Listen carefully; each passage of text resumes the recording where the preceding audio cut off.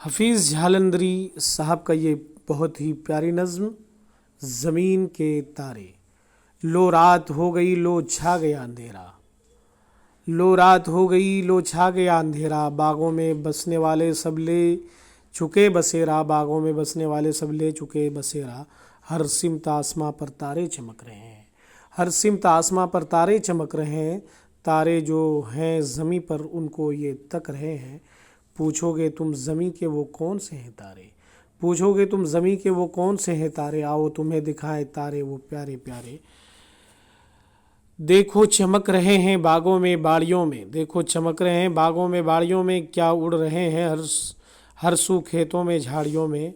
ये नन्ही लालटनें ये नन्ही लालटनें क्या जगमगा रही है। इस सिमत में आ रही है, उस सिमत में जा रही है आग के पतंगे या फूल फुलझड़ी के।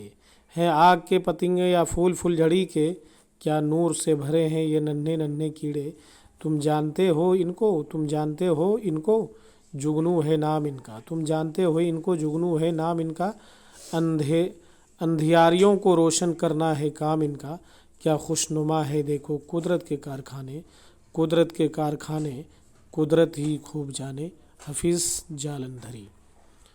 तो ये नज़्म ज़मीन के तारे आपके सामने मैंने रखा। अगर आपको हमारी ये काविश, ये कोशिश पसंद आए तो आप हमारे चैनल को सब्सक्राइब कीजिए, लाइक कीजिए और अपने दोस्तों तक शेयर कीजिए।